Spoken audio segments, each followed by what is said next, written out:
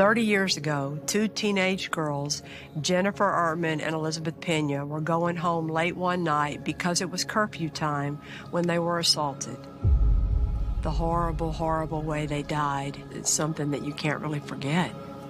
Sir, you can't go down. I can't fight on, goddammit! No, wait for that, no, you!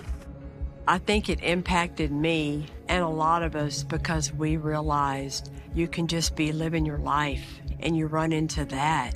And it's easy for you to think you can be careful yourself, but wait till you have kids and you have to let them go out on their own. You can't ever anticipate all the evil that there is out there, and that's what's so scary. I don't know how you ever forget all the details of what happened to each of those girls. The parents, what they went through with 5 trials and burying their babies. That's your son, buddy. No, What's important in this case is the level of pain that Jennifer and Elizabeth's parents went through. And they didn't just bury their babies and deal with that grief. They helped fix the criminal justice system. And I think people need to know that.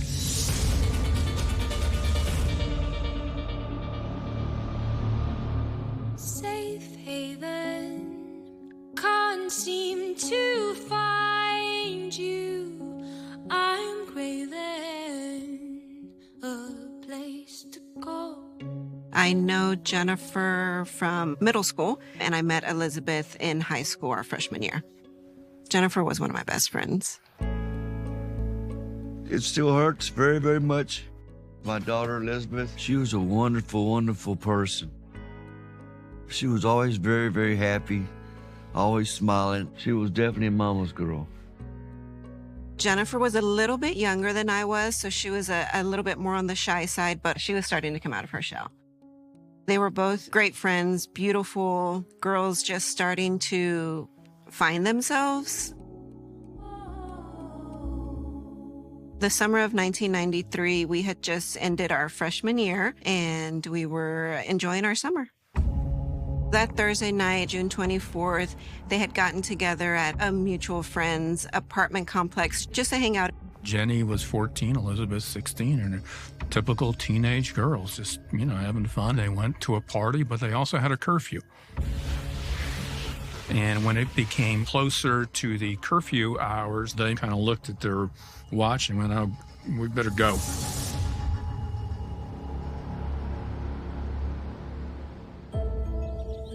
I didn't go that night, but I got a call the next morning from Jennifer's parents asking if I had heard from her because she hadn't made it home, but I had not. Initially, her parents were a little worried because it just wasn't like her to not call and let them know where she was. I don't think I really thought anything of it, just maybe they fell asleep at the apartment. We would hear from her eventually. But that evening, when we hadn't heard from either one of the girls, it started to get a little scary, and the parents first called the police that Friday. 1993, HPD handled around 600 murders a year, and Harris County handled around 600 murders a year. It's the same DA's office, so we had both of their murders combined, plus all the other law enforcement agencies that we had to deal with.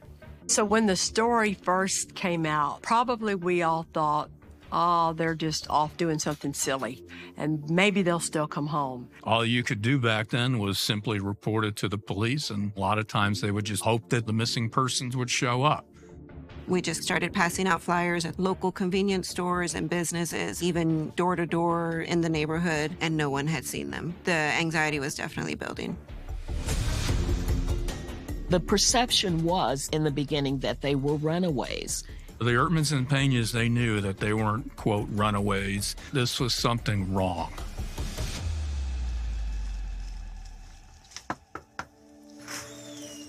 How are y'all? How you been, Kelly? I'm good.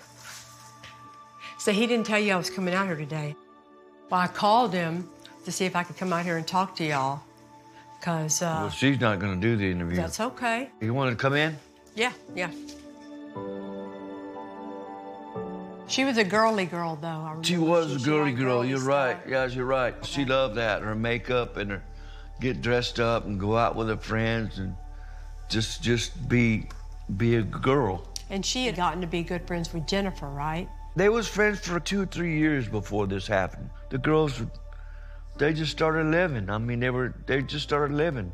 People always say, what happened that night that caused it to go so horribly wrong? Nothing, right? They were just coming home.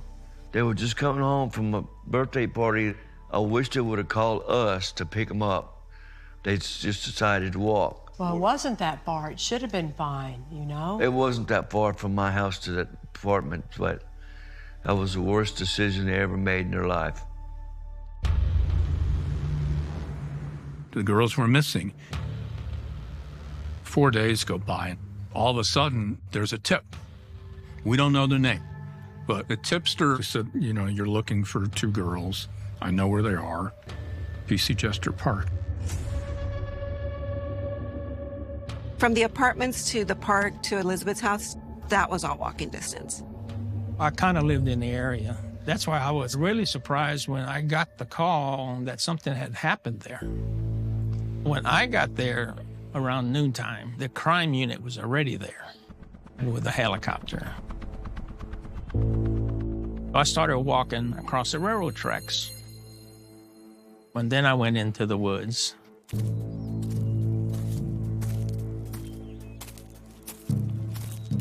And that first thing I noticed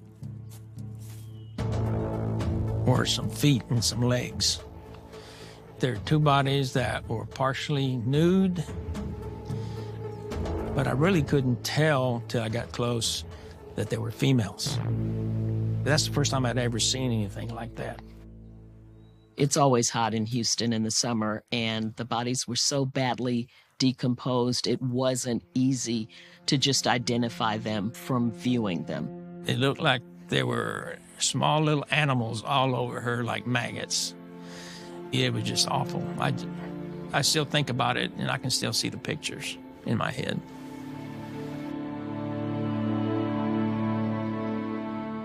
And then I noticed clothes scattered all over the place. And then I saw a belt that was red, that kind of half of it wasn't there.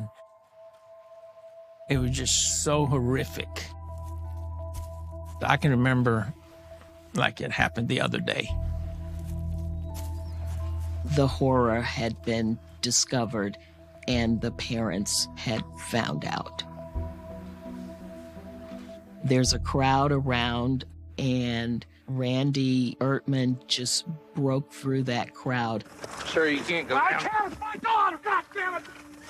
Wait for that, no, you! You watch that video of Randy running down that hill screaming, and the cops holding him back because they knew he didn't need to see what was inside those trees. And then you hear him say, "Does she have blonde hair?" Blonde hair? Is she blonde hair? You can just hear the raw pain in his voice that day. It breaks your heart. The bodies were taken to the medical examiner's office to see what injuries specifically they had, what the cause of death was. The police department then began to try to figure out who was responsible for this. That anonymous informant called Crime Stoppers first. And when you call Crime Stoppers, that's anonymous and can't be traced. That's to encourage people to call with information for the reward money. But when the Houston Police Department was looking for the bodies, initially they couldn't find them because they were looking in the wrong area. And then that anonymous informant called back to 911 to tell them you're looking in the wrong spot and where exactly to find the bodies in a clearer way. When you call 911, everybody knows that's not anonymous. You can be traced. You can't imagine sitting and listening to these people bragging and what they did to a 14 and 16-year-old girl. I was pretty shocked that there were that many people involved and nobody stepped up and tried to stop it.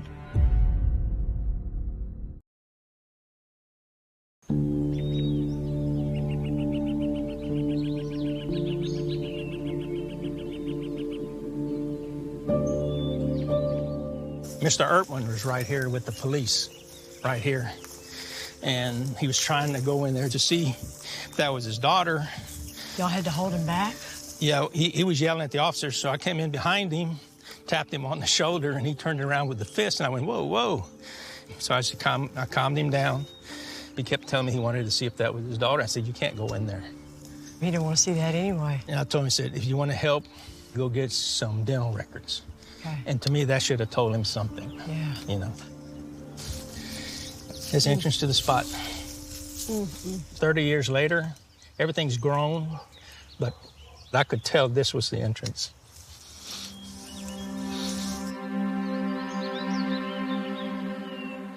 Remember, you still picture in your head how their bodies were? Yeah, oh yeah.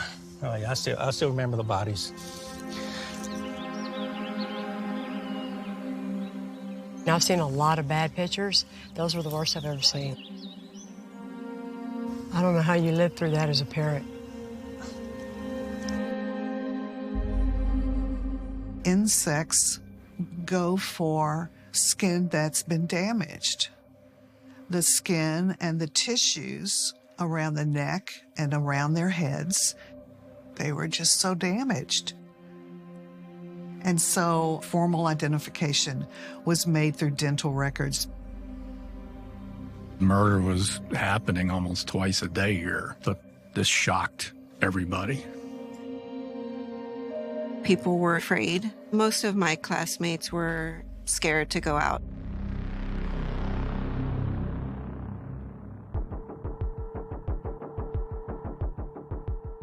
When working a murder case, the investigators start with their biggest leads first. And with this case, the police started with that anonymous informant, the person who reached out to give the identification of where the bodies were, and they believe who actually called in more than one time.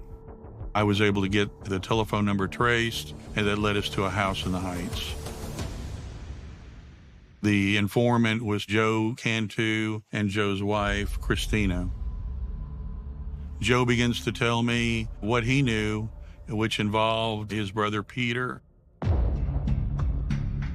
On the night of the murder, they were at home watching TV when Peter and a whole group of guys came rolling into Joe and Christina's house.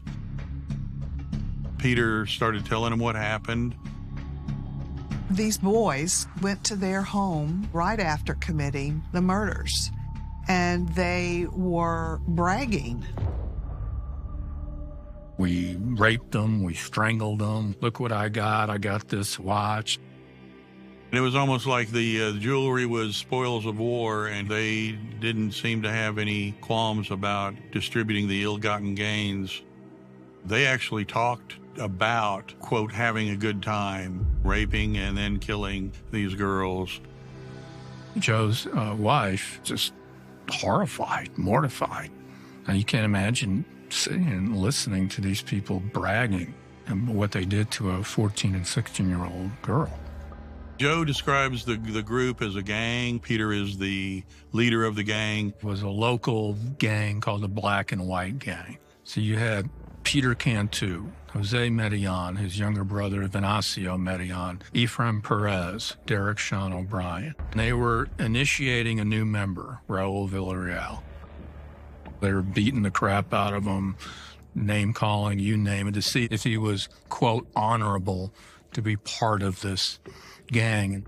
And then all of a sudden, at the same time, you had two young girls that are walking through. Joe Cantu told the Houston police officers when the gang initiation was taking place, there was 8 people present, including the Sandoval brothers. The Sandoval brothers didn't like what they were seeing, and they said, I'm out of here. They took off, but they didn't call 911 or the police department. I was pretty shocked that there were that many people involved and nobody stepped up and tried to stop it. It blew my mind. For Joe and Christina to report this, that took guts. Both Christina and Joe were nervous about any kind of retaliation, but they knew what had happened was wrong. And I think they were unable to live with themselves if they had not said something. We went to the homes of these 6 suspects simultaneously, so one wouldn't call another one to say, the police arrested us, so you need to leave.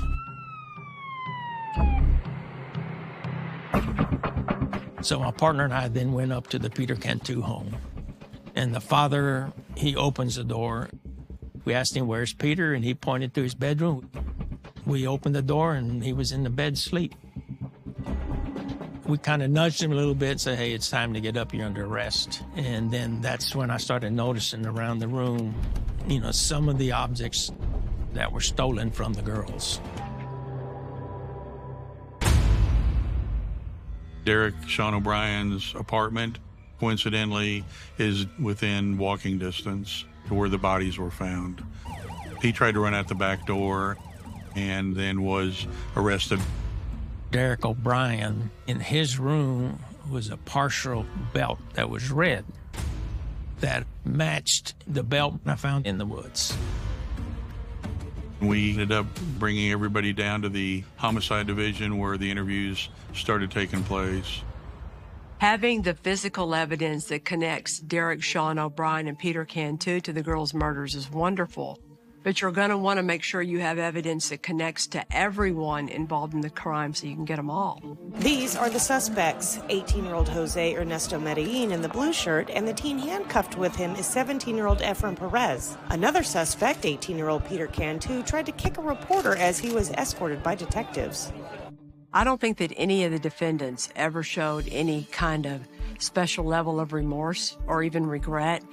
But I think that we all agree that Peter Cantu was on a different level as far as mean. He was the leader of the gang.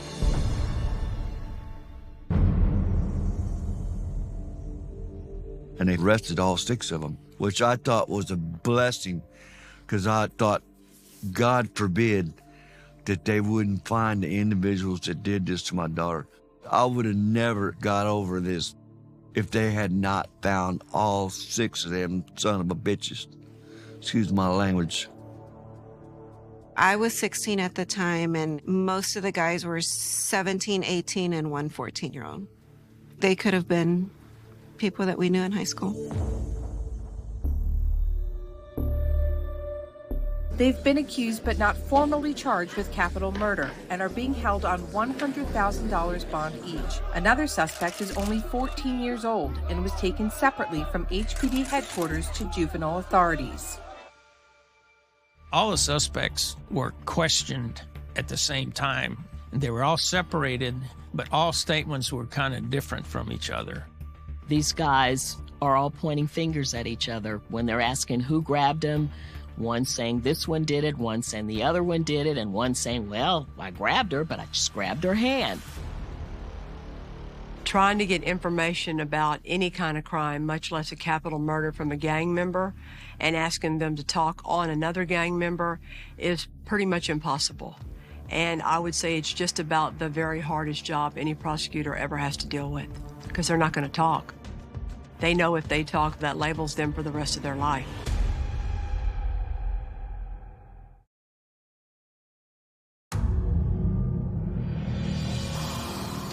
The Houston Police Department arrested 6 defendants for the murders of Jennifer Ertman and Elizabeth Pena. Because none of the individual 6 defendants was coming all the way clean with what he did or with what anybody else did initially, the police department had to go at each of them strategically from different points of view, trying to figure out the details of what they all did as best they could.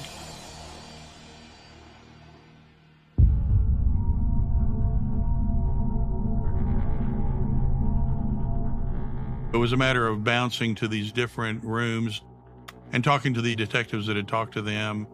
As you start getting nuggets of information and using those pieces of information to elicit more of the truth, they start opening up a little bit. Everything I said in the written statement is true. The only thing that I didn't include is that I participated in it also. Okay, can you explain how you participated? I raped both females. Okay. Along with everybody else that was there with me. Okay. I was also a participant in the act of strangling one of the females. No defendant ever tells everything about what they do. They always minimize. But then as HPD homicide went from room to room and told each other what the other ones admitted on their co-defendants, they were able to get more and more details out of each of them individually. According to the statements that these defendants gave, Elizabeth Pena was grabbed first, and Jennifer ran and could have gotten away but went back to help her friend. And then she was grabbed as well, and then they were taken down the hill where it was a wooded area, and that's where the assaults occurred. You say you were a participant in it. What did you do exactly? I was helping Sean strangle the white female. Okay, how did you help him? By holding her down. Okay, what was he using to strangle her? First they belt, then the belt broke, then the handkerchief. There was an ambivalent tone in a lot of what they were saying. It's kind of chilling when you listen to it. Then Joe came and he started choking him. With what? With a shoelace. Where'd he get the shoelace from? I don't know. Okay. Joe told me, here, you get this side. So I grabbed that side. You grabbed the other side of the shoes. Was he trying to kill him? Yeah. Why? He didn't like no witnesses. It was like a raping frenzy, a killing frenzy. If you've ever watched National Geographic shows, what lions do to gazelles. The lions were the black and white gang. Jenny and Elizabeth were gazelles, and I'll just leave it to your imagination what happened to these two teenagers. They had to endure a lot of pain. It was very hard to hear, like how sick. It's devastating to me. Why would anybody that's not evil do something like that to a small child? You have to be evil. I don't know. I never understood how somebody standing there didn't say stop. Although these defendants point the fingers at each other. In Texas, we have what's called the law of parties. If you can prove that people acted together to commit a certain offense, they're jointly and severably liable for that offense. As they talk about it, you wouldn't call it graphic because they tell it so matter of fact.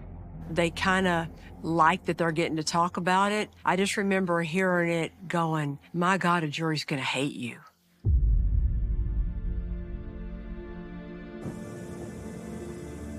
The girls were buried 1 week after their bodies were discovered.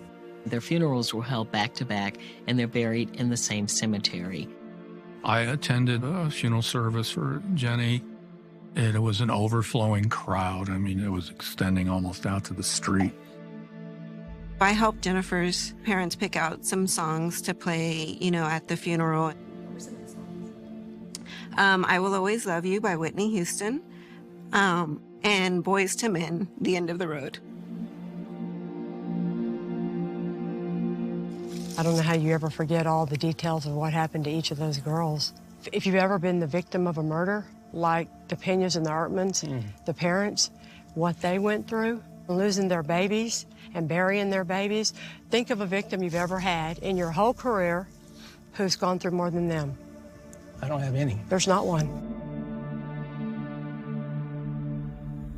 All 6 of these defendants were charged with capital murder. Clearly, there were different ways you could have charged them. You could have charged them as a double murder, capital murder, or as a sexual assault murder, capital murder, or as a robbery murder, capital murder. So any of those combinations of ways to file capital murder could have applied to all of these defendants.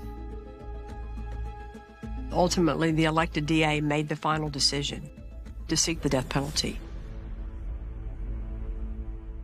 Johnny Sutton was the first chair in Raul Villarreal's case because he was the chief of the court. He asked me to sit on the case with him because I had death penalty experience. My case was Efren Perez.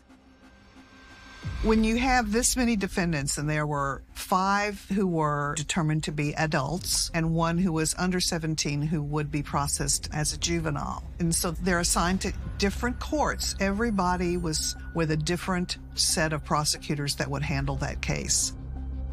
You had 5 different judges in charge of their individual defendants. We'd never had to deal with that before. The same witnesses over and over again times 5, the same cops, the same family, the same medical examiner did the autopsy. This was a first for everybody in all kinds of ways. Vinny Medellin went first because he's a juvenile. He didn't have a trial, just had a hearing. He pled guilty to aggravated sexual assault, and he got the maximum. They took the life of our daughters today. Okay, they ought to take the life of this man too. Or, by the way, he's not even a man. He's a sick individual. Of course they're disappointed. How could they not be? They want their daughter back. He got life 40, a juvenile sentence, but he only got it one time. Remember, we have 2 victims, and we have all different kinds of ways we could have filed capital murder. So they didn't file more than one, and they didn't try to stack them and make them consecutive sentences. If he will agree to testify truthfully and completely. I am very sorry for what happened. I lay awake every night and wish I had physically fought the other guys, even my brother, to protect them.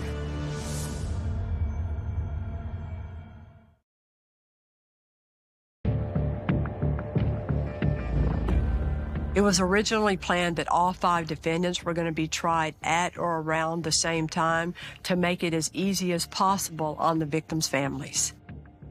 But every judge is his own king. They decide when they want to go to trial, how fast they want to go to trial. And I remember Judge Harmon had Peter Cantu, and he was going first.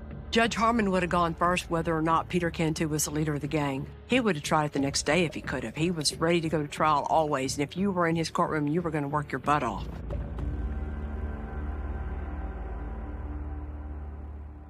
It was almost a circus-like atmosphere. And you had family, you had friends. I've never seen so many people in one courtroom. Peter Cantu is the leader of the gang. I think he was the reason everything happened. It was hard to be in the same room with him. When the gang initiation was taking place, there was 8 people present, including the Sandoval brothers. And when Jenny and Elizabeth walked upon the gang initiation, the Sandoval brothers, they bolted. Did they do anything? Did they call police? No. But at the very least, they did testify that they observed Cantu, Medellin, and O'Brien grab Elizabeth, and then when Jenny went over to help, grab her as well. You don't get to pick and choose your witnesses. You're not going to have nuns to talk about it. It's a gang initiation. So on the scale of do you believe the Sandoval brothers, they walked away because they knew this was horrible and they didn't do it. So I think that helped their credibility. And Joe Cantu also testified. Well, it was a big deal that Joe was willing to testify against his own brother and against the other gang members. The case might not have been solved without Joe. The families, they got out when the medical examiner testified. The details that the medical examiner needed to get into to fully describe what those girls suffered was going to be horrible to listen to. But the jury had to fully appreciate all that if they were going to be asked to decide ultimately, does Peter Cantu deserve life or does he deserve death? I'd never seen photos that disturbing. I remember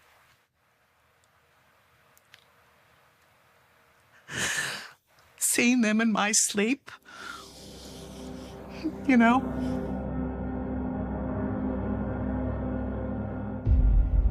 The defense, they want to do right by their client and give him the kind of defense that he deserves. That being said, the defense didn't have a whole lot to work with, I'm afraid. The jury of 12 people unanimously found Peter Cantu guilty of capital murder.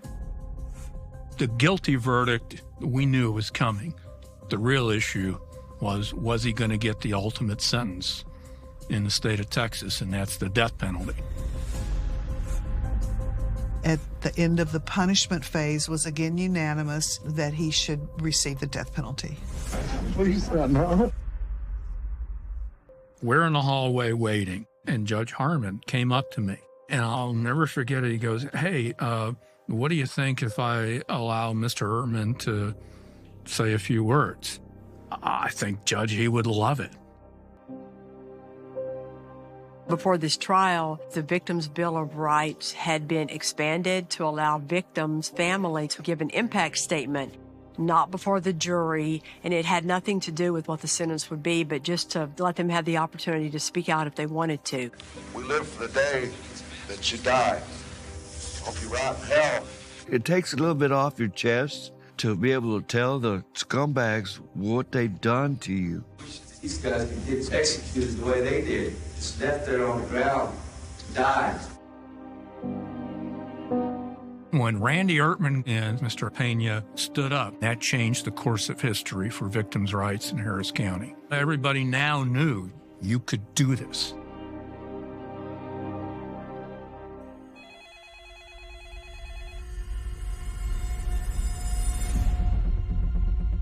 Derek Sean O'Brien's trial was about to start when Joe Cantu called in again. He had information that Peter Cantu, Jose Medellin, and O'Brien had committed another murder.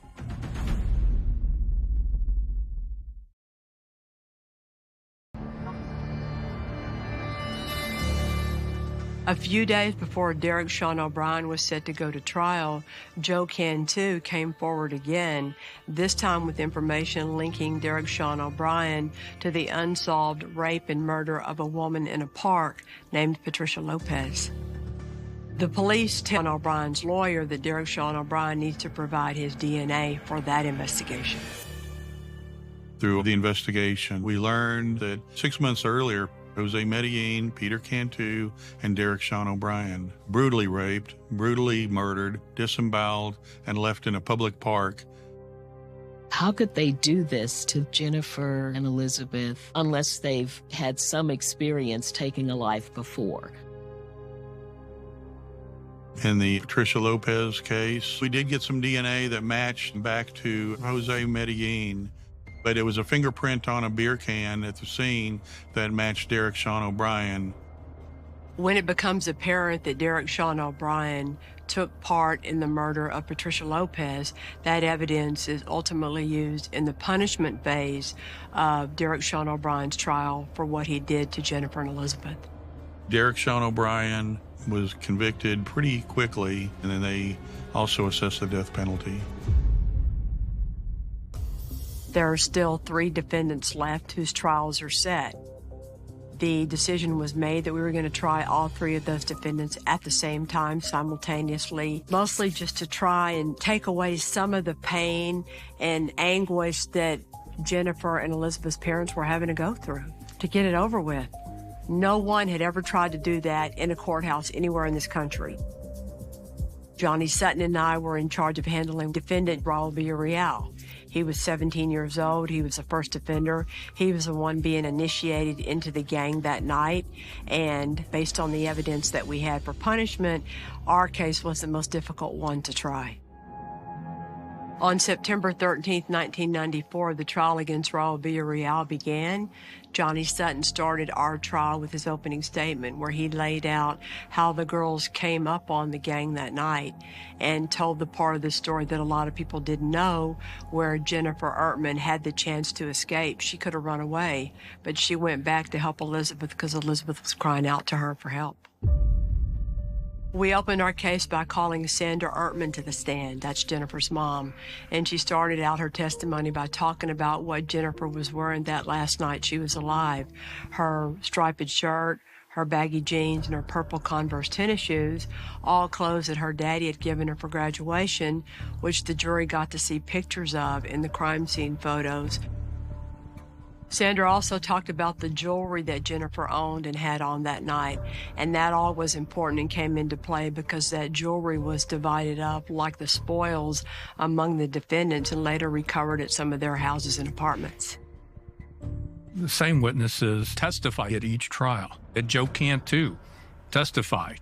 You had the officers, you had the Sandoval brothers. Venancio Medellin testified against everyone except for his brother. I think I was in court for 3 days straight to testify in all 3 cases. Well, in my case, I had a very detailed statement from Efren Perez about what he did and what he saw other people do. My daughter was the same age as these girls, and it was very emotional for me personally, and to read the police investigation. We didn't have cameras in the courtroom in this trial for Efren Perez. We had a sketch artist, Robbie Pleasant. I'm questioning the medical examiner. It's Judge Ruben Guerrero with the jury, and the defendant is in there, and his attorneys, and Don Smith, who's my second chair. After the trial was over, one of the jurors approached me and said that I must have had ice water in my veins because when I was doing the medical examiner, that I didn't show any emotion. But it was just the opposite. There was a couple of the cases where some of the defense attorneys tried to mitigate their client's actual role in this. Raul Villarreal probably the most, because Villarreal was the one that was getting initiated at the time. What I said to the jury was, don't get caught up in comparing Raul Villarreal to Peter Cantu, because Raul Villarreal could have walked away. He could have stopped. He could have not participated. And you heard his statement, you heard his confession. Did he sound like he was sorry for what he did? So don't get caught up in trying to compare them to each other. That's not really the point. With the 3 trials going on at the same time, my case, there was a guilty verdict. And the other 2 cases, they were both found guilty, and the punishment phase begins. Raul Villarreal was only 17, and he didn't have a prior criminal history. We knew that going in, that was going to be the hard part of this case. Remember the opposite of that. He's just 17, and look what he's capable of doing already. He wanted to be a part of that gang. He wanted to be initiated that night. He chose to rape these 2 little girls that are screaming and crying, stop, stop, stop, and then stomp them with his boots and choke them out. And you think that just because he's 17, we're supposed to forget about that and give him a life sentence? What? Johnny and I gave our final arguments, and we were waiting for a verdict just like the other 2 courtrooms were. And none of us were sure what the verdicts were going to be.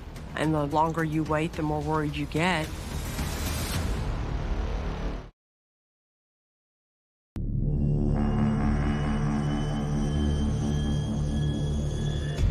Although they were young, most people were in support of what the prosecution was going after, and that was death for all 5 of these young men. There is an argument on both sides, but in that case, the strength of any argument against it didn't get any traction. My case, there was a guilty verdict and a death penalty assessed, and the other 2 cases, they were both found guilty, and the verdicts were also the death penalty.